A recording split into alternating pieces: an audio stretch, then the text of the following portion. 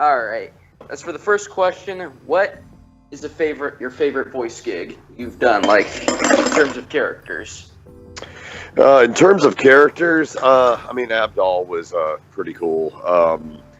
But I would probably have to say Sigma. It was the one it was a 3-day record, and it was my first playable character. Most of the time, I'm, background, or my character comes in, gets killed, and or if it's animation, obviously you're not playing as that. So, I mean, I would have to say Sigma. It was a really fun record, and yeah, so I'll go with Sigma on that one. I'm sure you're going to please a lot of people with that. Oh, what was that? I was going to say, I'm sure you're going to please a lot of people with that. That's a lot of people's favorite character that you voice acted. Oh, cool, yeah. Yeah, the fan response has been great. It's, you're always worried whenever you come out with something like that, especially in a fighting game where, Sigma, the story mode with that, Sigma doesn't really get to do a whole lot by himself before he's merged with Ultron Sigma, and then we're saying the lines together, so... when you're in a fighting game, there's not a whole lot of subtlety to it. You're pretty much, the most subtle thing you have is the intro line,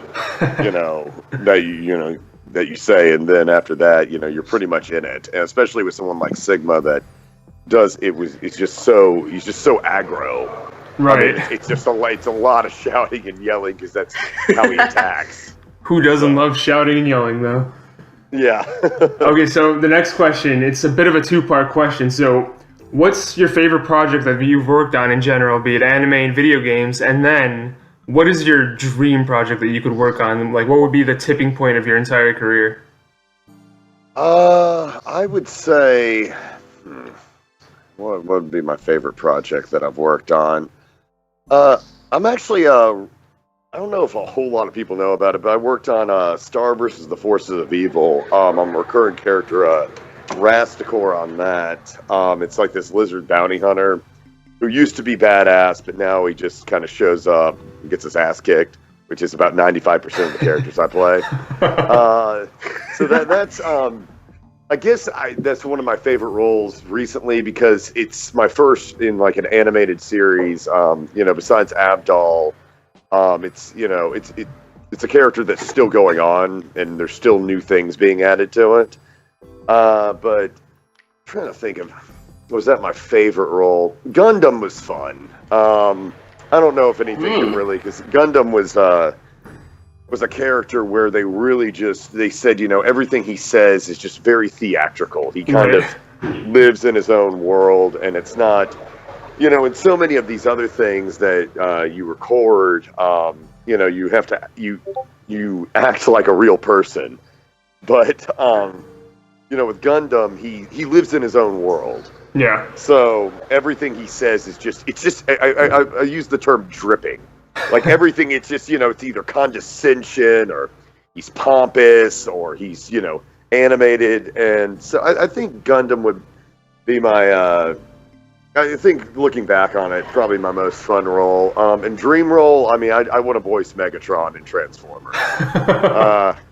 That's my full-time job voicing him at Universal. So I feel like I've really lived with Megatron more than anything. It's been about 4.5 years since they made the Transformers talk. So yeah, I mean, he's voiced by Frank Welker now, who is, I don't even know if God tier, applies to him. I feel like he's a step above God tier. I mean, the fact that he's had such a long career and then can do all these voices that he was doing 30 or 40 years ago is just incredible. And, he'll always be Megatron, but, after he passes the torch, 20 years later, I would like to be the one to pick up Megatron. So Universal, if you're listening out there. Yeah. So the next question is, we know you're one of the main voice actors in JoJo's Bizarre Adventure. Now, are you an actual fan of the show, and how did you get into it if you are, besides, the obvious? I actually, how I got in is pretty much the obvious. It was, I got the audition. I had I went back not too long ago and looked at the auditions I got, and it was they gave me Concubine, Dio, and Abdal. So every time I get the sides, sometimes they're sometimes sides when you get them, they're extremely cagey about what it is. Like, let's just say, and this isn't saying Halo has done this, but you go through, they would change Spartan to Warrior or something like that. Like, whenever you're going through the story, and they would change, the name of Master Chief to, Supreme Leader. These are terrible examples, but I know what you're saying. You go through these things, and a lot of times there's always something that kind of clues you in. I remember when I auditioned for Mass Effect Andromeda, there was, I forget what it was, but I think they forgot to. It was like at the top. The word "sorry" got left in there, and then I was like, okay, we're in Mass Effect world. But with JoJo's Bizarre Adventure, they didn't hide it, so I was able to look it up, and look, if you're just reading about JoJo's Bizarre Adventure for the first time, it's really strange. Oh yeah, like, bizarre, you might say. Yeah, exactly. You may say it's bizarre, and you would be correct. But I went. They sent me those, so I did my research on them, and then after I got Abdal, I met up with Kira Buckland. She explained. So you do know each other. Yeah, and then there's one of my other good friends, Emma Bowers, and she is a huge JoJo's fan. And actually, I did the test dub for it was ALA, or was it Anime X? It was when the test dub was done back in 2014. I went into work at Universal doing Megatron, and I was just kind of talking about it. I was like, yeah, I'm in something called JoJo's Bizarre Adventure, and she just freaked out. And that was when I finally knew that it was a big deal, and a lot of people cared about it. And then I started caring about it, and I've read up on it. I've watched the previous seasons, and I'm watching this season. So I'm very much a newbie when it comes to it, but that was kind of my way into it. See, there's something about that show, because when we were interviewing Kira Buckland, we were interviewing her for her role in Nier Automata, but the second we said JoJo, something clicked and she just came alive. So there's something about that show. Yeah, she's huge into it. She hosts panels all the time, and one time I was looking, it was to be on this panel, because it was a fan panel. It was you had to have read all the mangas, you had to have watched all the anime. And because at first I was like, maybe I'll go, and it's I didn't want to go and get embarrassed by my lack of knowledge and inside references. So, but yeah, anyway. Right, so the next question was going to be, how did you get the role of Abdal? But you kind of already answered that. So in the chat, the Fridge Network is asking, they want to know more about your role in One Punch Man. You were Tank Top Tiger, if I'm not mistaken? Yeah. That was with Chris Case and the director, and that was one of those roles. I do a lot of work with Bang Zoom, and there are certain roles I audition for that are out of my range, or not really. I wouldn't say out of my range, but there are things where it's I wonder if Chris can do this. But with heavier roles, with Thug Number 2. It's they bring me in, and I saw Tank Top Tiger, and it was just just this huge jock. And you listen back to the Japanese reference, and Tank Top Tiger was really fun because Max Middleman. I've known Max for whenever we were first starting off. We're with the same agency out here, and we did this thing called Meet the Agent Nights. And we both were there at the same time. We both got picked up. And obviously, he's been a lot bigger boon for the agency than I have. But it was fun going kind of against him in One Punch Man. I saw Max not too long ago coming out of Bang Zoom. But it was he did a phenomenal job in that. So, but yeah, One Punch Man was that was a treat because I didn't really know much about it, and that was another one that people really were into. Oh yeah, everyone can't wait for season 2 of that one. Mm-hmm. So the next question is, going back to JoJo, what's your favorite part in the whole series, and who's your favorite protagonist? And you can't say your own character. Okay, that's kind of a toss-up. Not that I don't like Kakyoin. I like his, I like how gentlemanly he is, and he always refers to him as Mr. Abdal, and, you know, I like how Jotaro's just a dick. But, it really is a toss-up between, Joseph, Mr. Joestar, and Polnareff. Polnareff just cracks me up. Doug Erholtz does such a fantastic job with that. And Richard Epcar just knocks it out of the park as Joseph.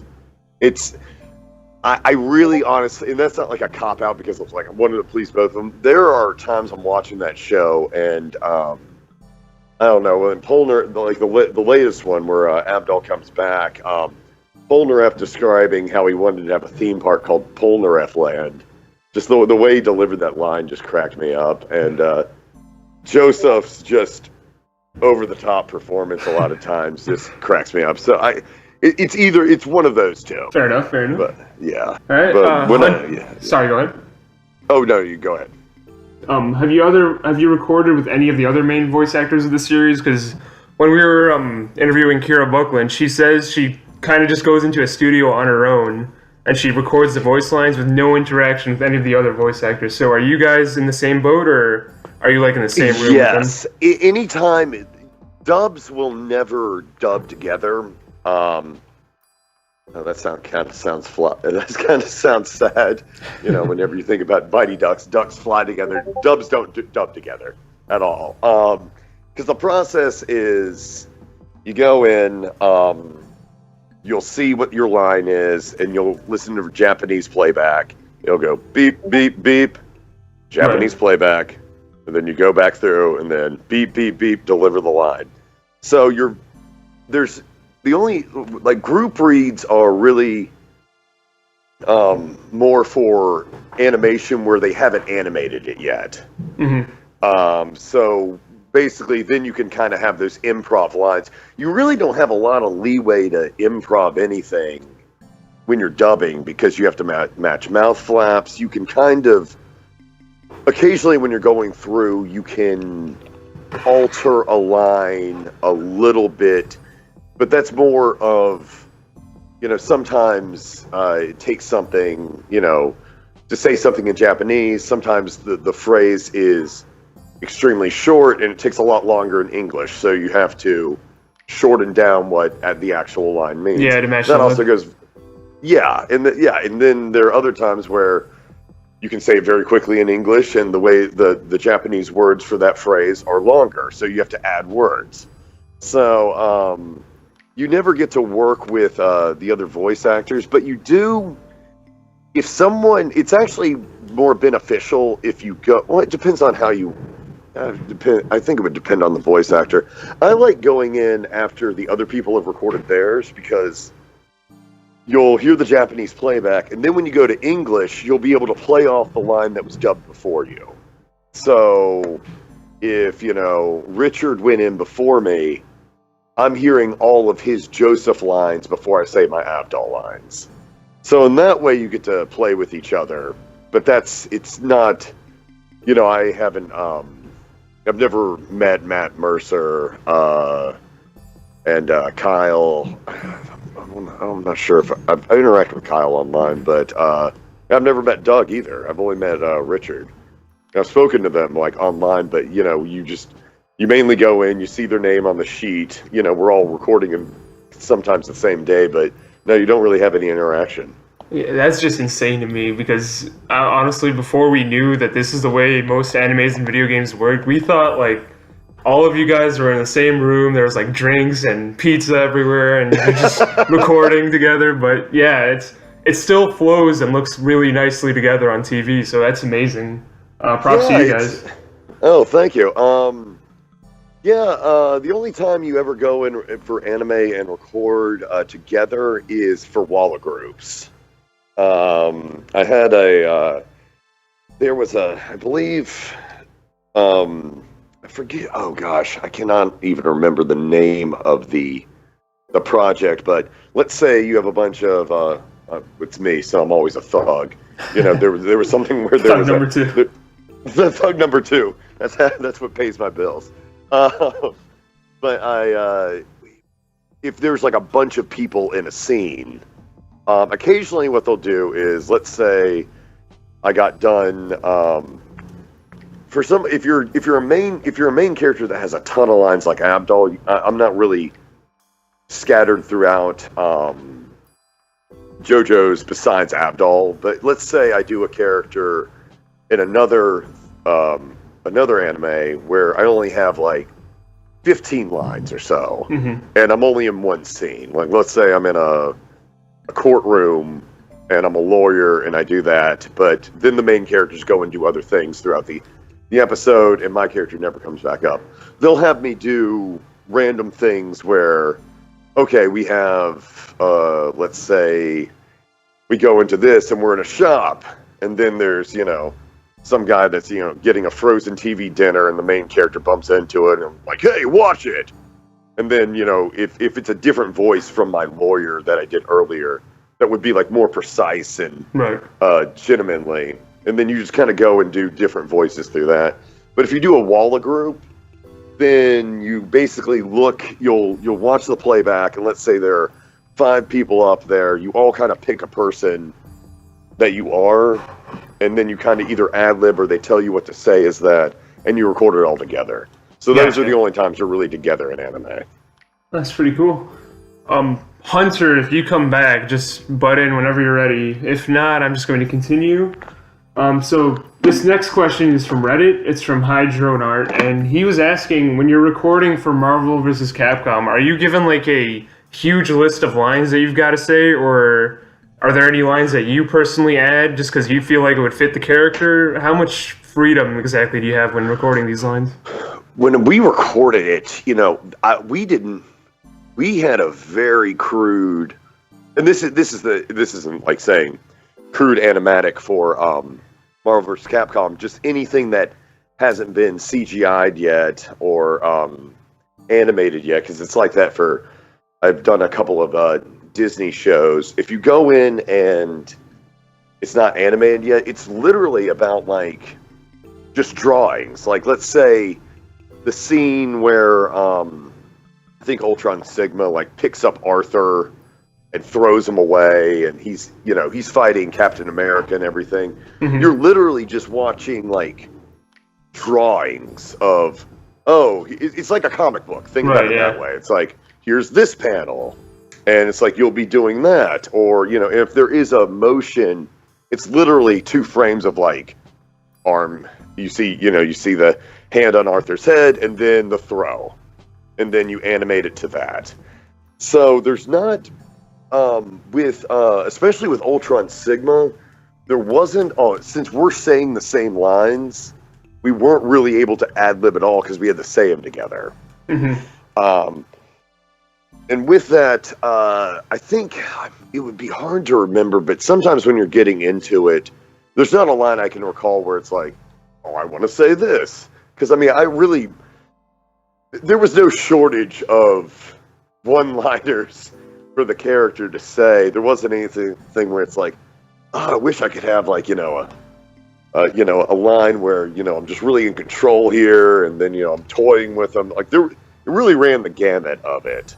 So we'll go through light attack. You'll do a couple of light attacks, and then medium attacks, heavy attacks, damage, and then you have. For your special moves, it's what are some of the things? Ultron Sigma says like, "I will unify the world." There's that one, and then I will show you true despair. It's they combine all those things, so it's mainly like, okay, this is a medium special move, and this is your your crescendo, and like obviously I don't know if there's a more aggro line than the bow down to me one. Right. I remember coming back from that record, just like I was physically ill. Jonathan Klein, who I worked with, was fantastic on it. But it just takes a lot out of you. It's literally. Because I always read the comments of what people say and things like that, and I can always take criticism of like, I didn't like it. It was too over the top. And I'm like, yeah, fair enough. The one person said it was like, Sigma just phoned in his lines. I was like, you cannot say that. You can say it's awful and bad and all that, but Right. It was not phoned in. There was a lot of effort involved. You can say it's bad effort, and you hated it, but it was not phoned in. I can tell you that much. All right, I'm hearing that Hunter is back with us. Hunter, are you there? Welcome back, Hunter. Hunter, are you there? We still cannot hear you if you're there. All right, I guess we'll keep going with the list then. Charlie K on Reddit, he asked, what was the general experience voice acting for the Danganronpa? There he is, okay. Sorry. No worries, man, no worries. My mic had... Alright, so... For the next question, Charlie Q on Reddit said, ask him what his general experience of voice acting for a Danganronpa... I have no idea how to pronounce that, man. Sorry. Did he interact much with the other voice actors? What was his reaction to the game's plot twists? Did not interact with the other actors on that one. It was another one where you have your lines and you see what the line ahead of you is, so you know what you're responding to, especially in those trial phases. But you're not actually playing with anyone else in the room. Danganronpa's plot twist and the oh gosh, I mean that's I've been an avid gamer. That's a strange game. I remember whenever they explained the concept of it, because Gundam's been a blessing for me for a lot of different reasons. But I didn't even really know how to take it whenever they gave me the role. They were like, this guy, he doesn't, have any regard for anyone else, and he just thinks he's the greatest thing ever. And they explained how people like this exist in Japan. This is like something kids do. At least that's how it was explained to me. And he's like, we saw this, and he's this boisterous guy, and he doesn't have any regard for anyone else's feelings, and we just thought you'd be perfect for it. And I was like, okay, I'm glad you think like all of Gundam's qualities were just manifested by me, and I didn't even have to audition for this.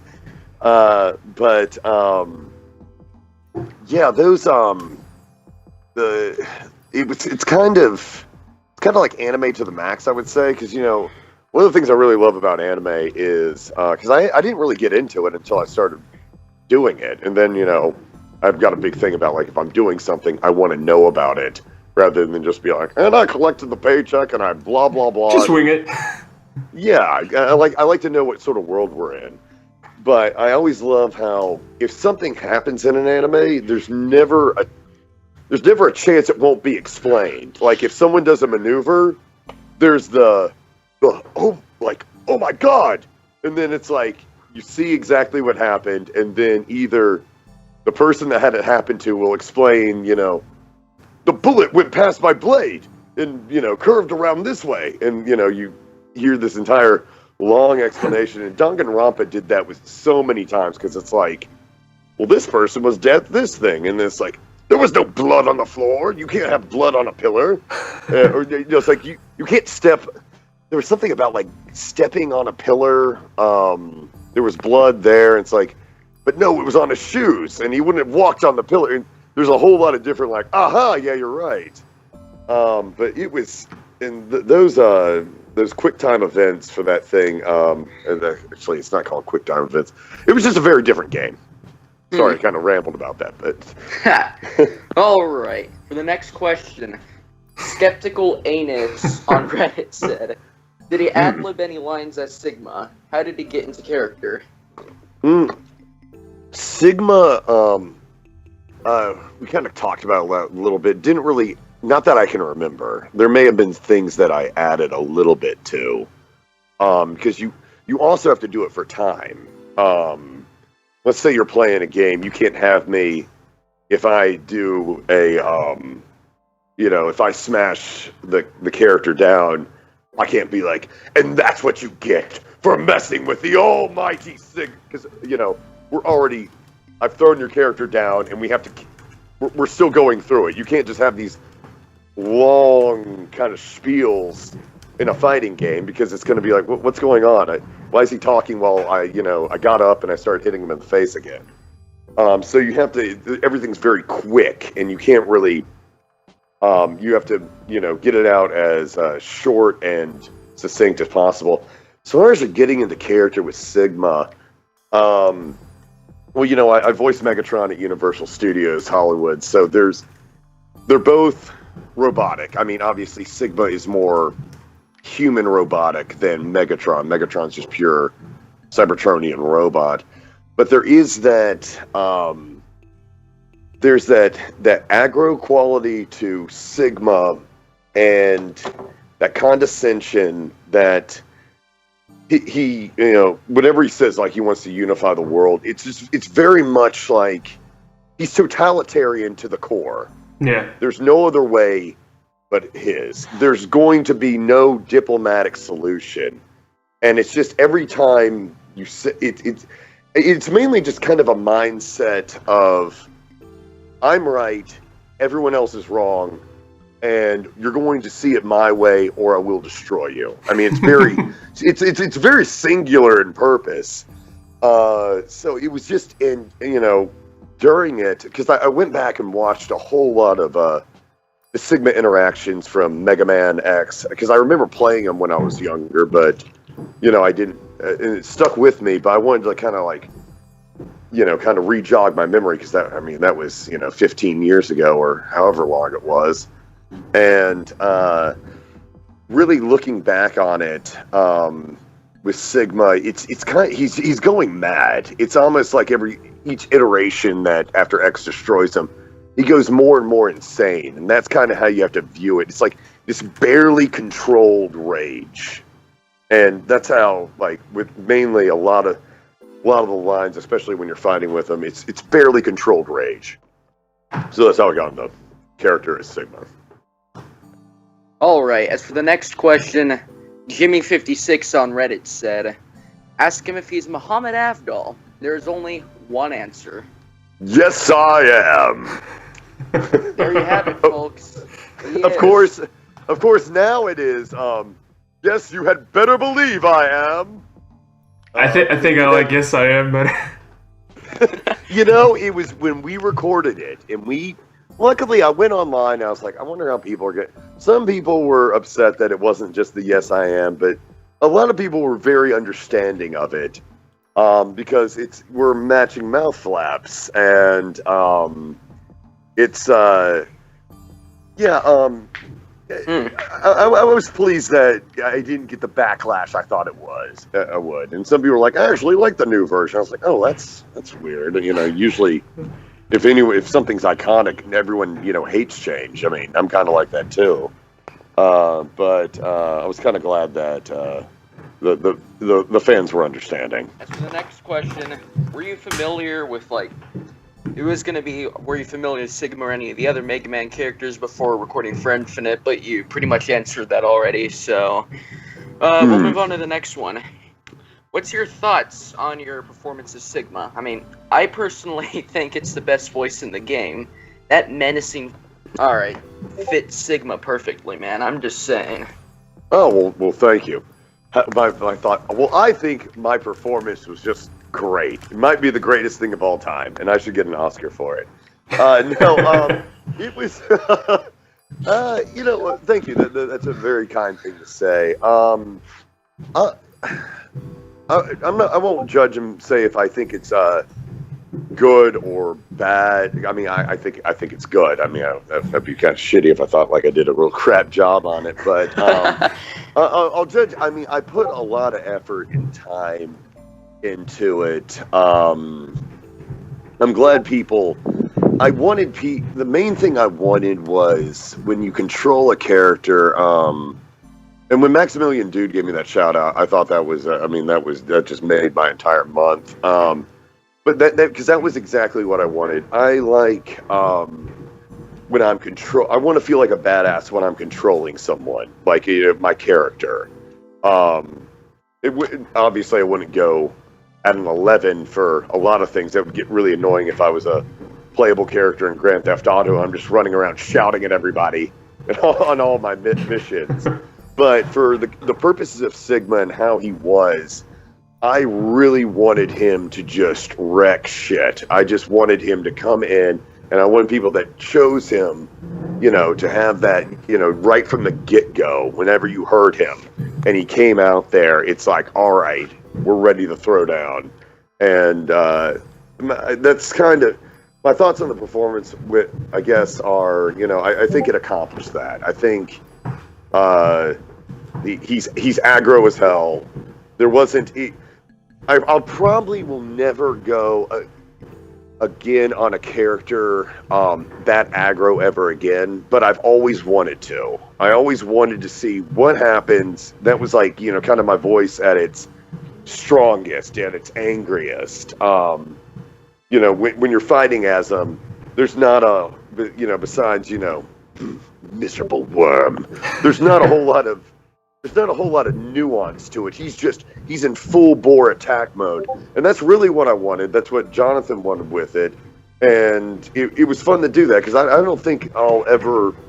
so you get typecast as things plenty of times, but I can't see another Sigma coming down the line, so I'm happy to have that under my belt. I'm happy to be able to play as him, and then, say like, oh, that's... Well, I sound really intense. So, yeah. All right. So I got a question from Instagram, and it asks, "What was it like meeting Ted Sakura?" I mean, it's a random question, but yeah. It was. Well, we do so many workshops out here. And I mean, it ranges from all levels. I mean, everyone's constantly learning out here. Everyone's constantly meeting new casting directors, and a lot of times you go to these things and you meet people that you've been in various projects with. That's how I first met Kira. I mean, if you look, if you kind of do a Twitter search of me and her, it was, I'm not sure if the picture made it, but we took a picture together, because we were both in Danganronpa together, and whenever we were going around the room, I'd never met him before, but he was saying, his biggest role was playing X in Marvel vs. Capcom, and I was like, oh boy, this will be fun.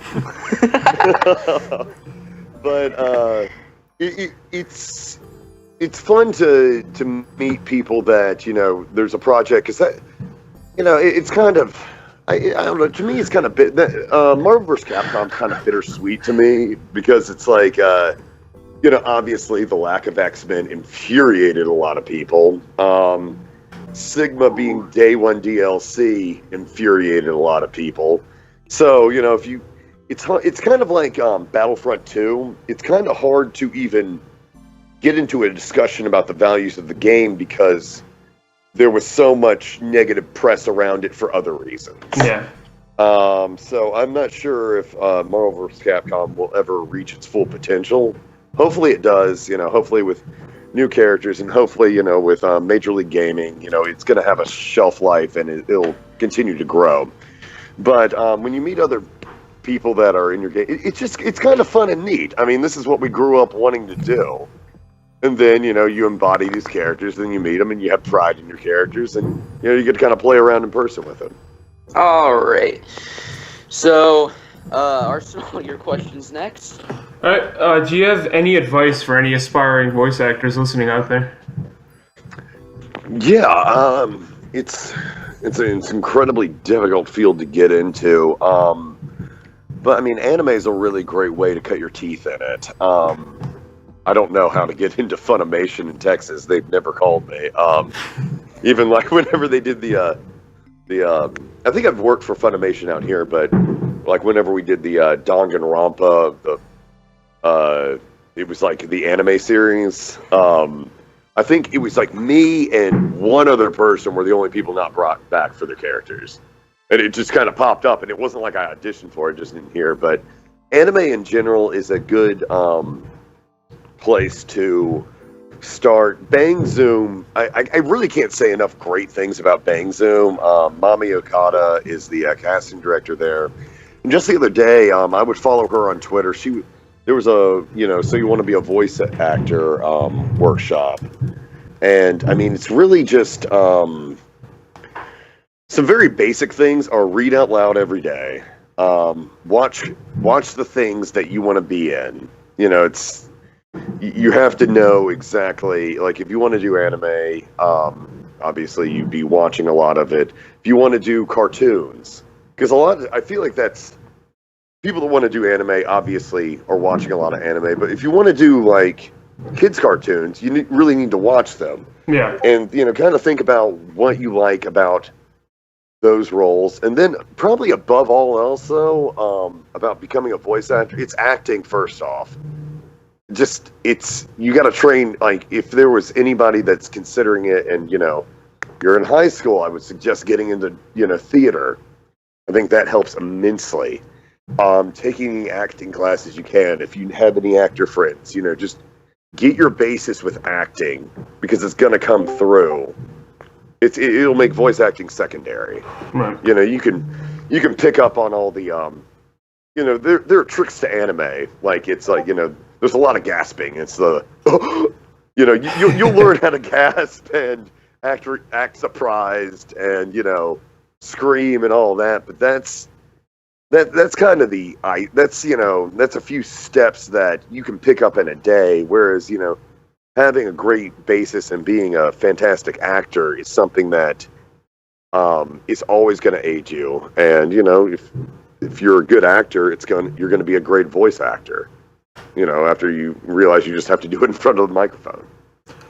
Right. So Kira Buckland actually started a website to help aspiring voice actors and actresses. Mm-hmm. We linked it in the chat. It's called voiceactingclub.com. She talked about it for a good 5 minutes when we had her on. So branching off of what Chris said, just be sure to visit that website if you guys are interested in getting into voice acting. So moving on to the next question. So this is by the way, sorry, go ahead. I have went to that website. Kira's done a fantastic job of it. She's just a fantastic person in general.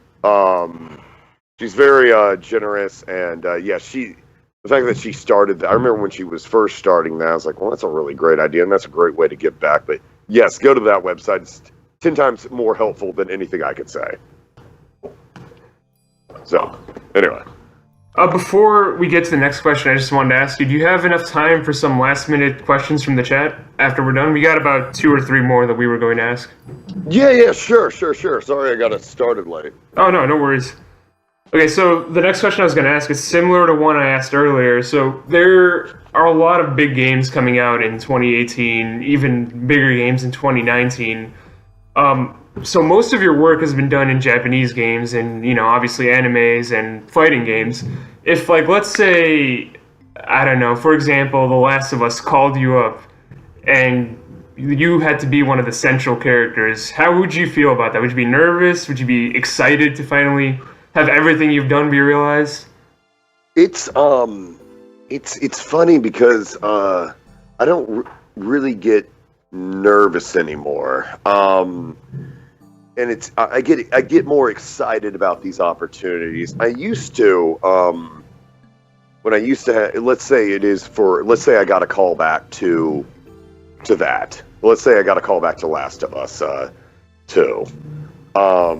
Because there were some pretty big roles I was up for years ago, and I mean, I'm not even joking. I was literally like throwing up at home thinking about it. It used to really get to me, but I mean, it's you audition so much, and then you start gaining confidence in yourself, and you're like, you know what, I'm pretty good, and it's like you can only go in there and do the best you can do, and also do what you do. I'm not going to be a fit for every role, obviously. Right. I'm not even like for anime. It's a lot of, think about your protagonists in anime. A lot of them are, they sound like they're 16 years old. So I have to kind of go for those older roles than those. Also, I don't even fit like really the 34-year-old mold in a lot of games because my voice is so deep. It also like, my voice, more so than, and this is probably the biggest difference I would say with me over other voice actors is I think everyone else like books a decent amount of commercials, and then with other things it's less. I book less commercials than anything else because they want the guy next door, and for my McDonald's ads, it just doesn't sound like I shop at McDonald's whenever I'm talking about how great the 3-2-1 menu is. It's kind of like, well, who's this movie voice guy? And, you had to do it in a Sigma voice. That's what was missing. Yeah, exactly. Just say, eat McDonald's or perish. I'd be sold. I'd be in McDonald's right now if you had done that. You'd be going there right now to get a McDouble. But no, for that, I would just be thankful for the opportunity. And also, I mean, there was, obviously I won't say what it is, I was a requested audition on something just not too long ago. And, like, whenever you get that, it's like, oh, I'm not famous by any means, but in the circles, at least people, casting directors and other people, it's like, they've heard of me and they're thinking of me, not always, and not even the majority, but some people are. Like, 2 people are thinking about me. So, with that, I would just be so stoked to, be inside. Because, I mean, that's probably the next... I thought, we were going to have a little bit more story in Marvel vs. Capcom, but, I merged with Ultron so quickly that even though I am acting in that, we're acting together. So, kind of having... I would love to have something that was more real, where I'm an actual human, and going through, even though it's not real life struggles, you are a real human going through, a human struggle, even if there are zombies and clickers everywhere. Yeah. Before the next question, earlier in chat, Sanguine Assassin 7, one of the mods on our channel, he had said he thinks a really perfect role for you would be a friendly cartoon lion. He does not know why, but he just feels it. Oh, I would love to do that. That would be fan. I've been auditioning more for those because friendly cartoon lion. Do y'all watch Pickle and Peanut? No, I don't know what that is. Never heard of it. This show. Pickle and Peanut. No, don't worry about it. No one's heard of it. It's on Disney XD though. And it's in its 2nd season, and it airs all the time on it. Napoleon Dynamite, John Hedder's one of the voices in it. And it's but I did a look up Magic Dragon, Pickle and Peanut. I was the voice of the Magic Dragon. It's me doing a really bad Falcor impression. But, he's got this big dumb dragon voice, and he says things like, "Let's go!" So, I'd imagine the lion would sound like that. I would love that. I'm trying to do more kids shows like that, so thank you. So, about 5 to 6 people in chat are asking, can you do the famous Tony the Tiger line, Frosted Flakes, they're great? I don't know. They didn't pick me. I went in for that. I made a callback for Tony the Tiger. And then they went with somebody else. They're not just good, they're great! Oh my god, how did they deny you? I thought I had it.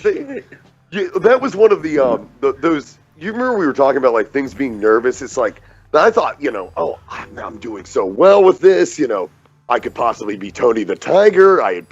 I workshopped that thing to hell, and there were other, because they were like, he's more active now. We had there were these storyboards for him, and I went in, and I was like, oh man, I really thought I did well with that, but no, I'm not Tony the Tiger, so unfortunately. I am friends with the Kool-Aid guy though. Oh yeah.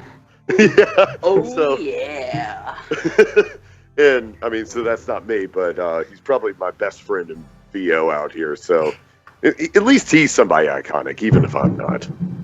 I'm sure you will be very soon if you aren't already. Oh yeah. No. All right. So I got another question from Instagram.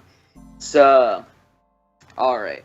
What's your thoughts on Marvel vs. Capcom Infinite as a whole, and also what do you think about your character being DLC? Oh well. You,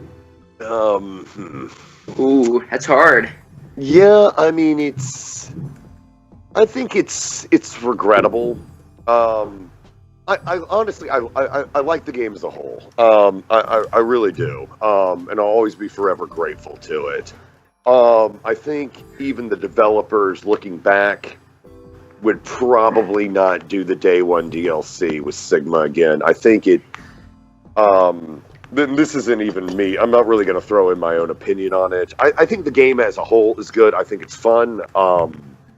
And I think the people that actually get into it enjoy it. It's just, it's hard to find that whenever everyone was so mad about the lack of X-Men. And, whenever I found out that my character would be day one DLC, in my own head, I was like the second I heard that, I was like, that's not going to go over well.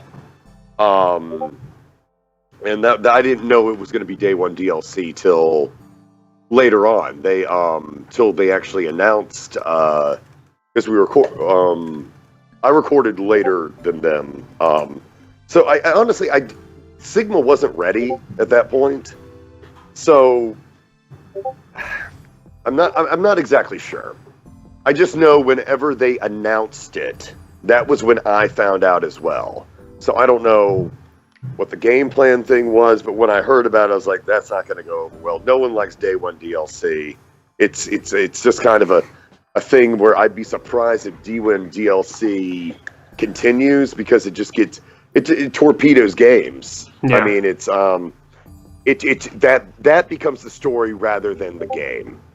And yeah, so whenever they had that announcement trailer, it was like one of the first ones. It was like at the end of it, it's like, because you could pre-order the deluxe edition with the character pass, and then there was like the ultimate edition with those stones, with the Infinity Stones.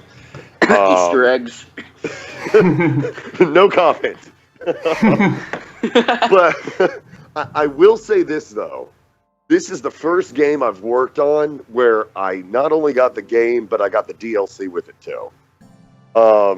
And if you realize it's such a bad feeling when you want to play yourself and then you have to drop $60 for a game that you're in because they just didn't give you the game. Yeah. And honestly, that happens more than you'd think. I always thought, like, when you're growing up, this person's doing this car commercial, they must give them the car. Or this person's doing a McDonald's commercial, they must get free McDonald's. You don't. I did a Jack in the Box commercial. Nobody there knows it. I go in and my 2 free tacos, and I don't get it. And then I get drunk and say, "Don't you know who I am? I did the commercials. I'm in a Jack in the Box commercial." No. So yeah. Anyway, I would ultimately say the day one DLC, regrettable that it was that, but it's I don't make those calls, and I know I honestly don't think it's not like the creators make those calls either. It's it's there to make money. So, politics, basically. That's what it is. All right, so what's the difference for you between voice acting for video games and for anime? Do you have any different techniques, or are you just, put it in front of me, I'm not going to act any differently, I'll, own it? How do you prepare for, difference between the two? Oh, it's completely different. And also it depends on what sort of game we're doing. If we're doing a dungeon crawler, because I do a decent amount of those, it's whatever characters kind of put in front of you. With anime, you just don't have as many. Because whenever I did Grand Theft Auto, I was a redneck in that. Can we hear a little bit of that real quick? Yeah, redneck. Oh, what? Oh, I was playing it one time. I'll never forget this, but I was playing it and I ran into my character and he's like, "What the fuck are you looking at?" And then I was like, "Oh wait." And then I went up to him and he's like, "Get away from me! I'll slice your fucking ear off. I'm gonna cut your ear off." And I kept looking at that character. I was like, I wonder what else I say. And then I attacked myself.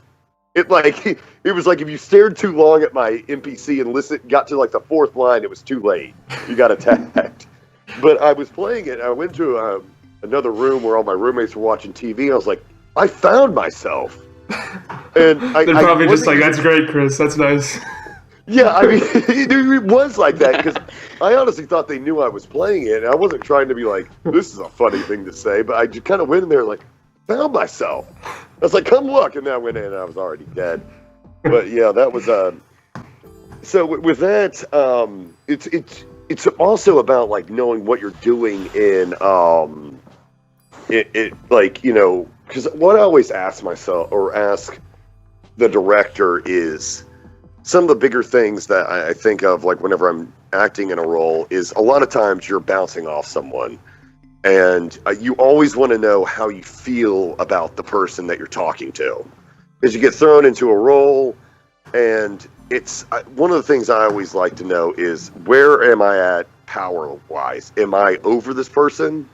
Am I under this person? You know, are they my friend? Do I just barely put up with this person? Do I actually hate this person, but I have to act like I like this person? Because those are all going to influence. Because then you can use that, you know, you can bring up things in your own life, those situations you're in. It's like a coworker that you just have to put up with. Or the way you would talk to your boss or somebody that you are dependent on for resources. Those are the questions I ask more so than, you know, it's not like, you know, I get into a video game and I'm just, you know, a random passerby and then I just, you know, go aggro because it's like, oh, I got to be loud. I'm in a video game. Like, you know, I play these games. It's, you know, also thinking about like Last of Us is starkly different than Marvel vs. Capcom. It's, you know, those are real world performances. Those are motion capture. So it's different in that regard, you know, because sometimes you're in a heightened reality. Fighting game, you're in a heightened reality. If you're in battle in a JRPG, it's a heightened reality whenever you're doing a special move, because there's just no matter how hard we try, we can't, you know, everything doesn't go black, and then, you know, you have this huge swirl attack where you say like a pithy line at the end of it, you know, that doesn't exist. But we all know how that makes it feel, you know, whenever you finally do, like, kind of have your, you know, someone's casting a spell and it finally happens. It's like, oh, thank God. Now I get to see the special attack and it finally happened. And you're happy whenever because a lot of times it's like, and here's where you're going up with the attack. You go down with the attack. And now you say your, you know, completion line, like, you know, burn in hell. Or, that's a shit. That's why I don't ad-lib. All my things are just burning. All right. So as for the next question, I don't really see anymore, so this is probably going to wrap things up. Solid. What made you want to become a voice actor in the first place? You know, it was, I used to work at USA Network where I came out here from North Carolina. I guess it was, about 12 years ago. It's 2006. I got an internship there. And I was an assistant in development. Basically, an assistant out here is a glorified secretary. But you know, you're kind of on a path to be an executive if you play your cards right and things fall your way. Whenever you're there, a development exec, you're constantly fielding pitches from people because they want their show to get made by you. So they're very nice to you on the phone. And everyone's like, oh, your voice is great. You should be doing voiceover. And you hear that enough times, and it's like, you know what? I should be doing voiceover. And I mean, that was like I got into it about like 10 years ago. It took me like maybe a year and a half before I was like, I need to start taking classes. And I thought it was going to be the easiest thing in the goddamn world. And boy, was I wrong. You know, it was like, because I acted in college, but it was like really getting my acting chops back. It was, you know, kind of learning how to do my voice. And also my voice I was kind of in no man's land when I started because it was, I was about 24, but my voice was deep. But, you know, now I've got kind of like a gravelly voice because I'm 34 now. When I was 24, I still sounded young, but my voice was really deep. It was kind of like a voice a grandma would love. It wasn't, no one was buying it as anyone's dad. I didn't have that age quality to it, but it was deep, so I didn't sound like a 24-year-old. So I didn't really fit anything, which kind of made it difficult, but that was, there was no, like, growing up, me saying, I've always just kind of, I like seeing new opportunities and then trying them out. And then it was like, I tried this out and I actually really loved it. And, I was like, became very passionate about it. But, I mean, sort of fell into it. But then also it was more like, I should do this. And then me just trying really, really, really hard at it. So that's how I became it. All right, we got 2 brief questions from Twitch chat. The first one comes from King Jiggy Wiggy, and he's asking, do you have any favorite JoJo memes? JoJo memes. Probably I was actually just going back and watching. I mean, it's the most known one, but it still cracks me up. Like, you thought it was so-and-so, but it was me, Dio. Sanguine references that all the time. Yeah, it was. Man. I'm a pretty big football fan. I was on Reddit RNFL, and there was one where Cam Newton, the quarterback of the Panthers, scored a touchdown, and he went to hand the ball to. They were in New Orleans. He went to hand the ball to somebody in a Panthers jersey, and he handed the ball there, and he took off the Panthers jersey, and there's a Saints jersey underneath it. And then I went to the comments section, and there's like, you thought I was a Panthers fan, but it was me, Dio. Oh boy. And then, like, I remember, like, the next comment was like, wow, a JoJo thread, like, being the top one in, like, RNFL. It's really everywhere. I'm just saying, man, if you think those memes are good, just wait till you get to Diamond is Unbreakable. That's just okay. Total meme material, man. Just saying. And then Joker Magnum is asking, tell us some about some of your more interesting fan interactions, if you've had any cool stories you'd like to tell. Okay, fame interactions. I'm really big on not bothering people. I'm pretty introverted myself, but who is someone that? Keith David. I was at this acting. It was like it was an actors conference. It was like 100 actors day. That's what it was called or something. It was this conference. Keith David was one of the people there, and I don't really like going up to people and being like, oh, I'm a big fan of blah blah blah. But Keith David is. I'm just kind of drawn to big voice people, like Fred Tatasciore, Bill Ratner. And Keith David, I loved him in Mass Effect, as Anderson in that, and him as the Arbiter, and I just had to go up and like talk to him about it. And we talked about voice acting, and he was just a really chill dude, complimented my voice, and it was that was a cool one. And then Fred Tatasciore, who is, he's Megatron in all the video games. He's in everything. Fred Tatasciore, he's Hulk. He was in. Anytime if I'm in something, I know Fred Tatasciore's in it because I'm like his second or third string guy. Because like you get me if you've already used up Tatasciore in your project. But I remember because he was in Star versus the Forces of Evil, and I was mentioning it's like, yeah, I'm a small character, and he's like, oh, you're the lizard guy, and I don't know, that nearly made me want to cry. It was like, oh wow, somebody that I like just admire the hell out of knows something I've done and said it was good. He's like, yeah, you did a great job with that. I was like, oh well, thanks, man. It was just a really humbling experience, and that's something like I always anytime I hear a good performance by someone that's lesser known, or if I know it's like because if I'm playing a video game or I'm watching something and there's a performance where it's like, that was really good, and I look up who it was, I always try to contact that person and let them know, because it's like, those little things mean a lot. It means a lot to me, so I would imagine it would mean a lot. Not that it's coming from me, just hearing it in general. It doesn't matter where it's coming from me. Anytime someone says that they enjoyed my work in something, like, I really take that to heart. That, like, means the absolute world to me. And because it's that's about the highest praise you can get, is that someone thought what you did was good.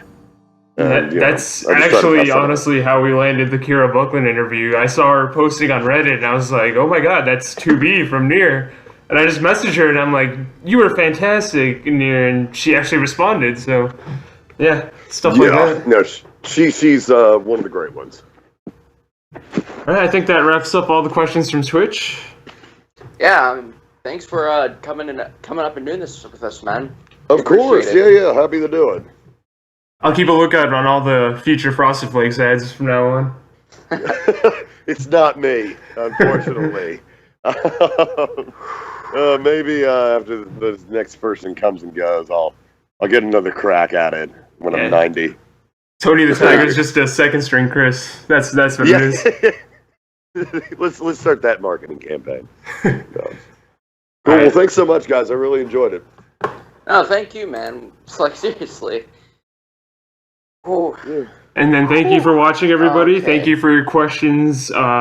It's an honor to have this many people here. We had about 35 people at our peak, Chris. Just here to hear your voice. Wow.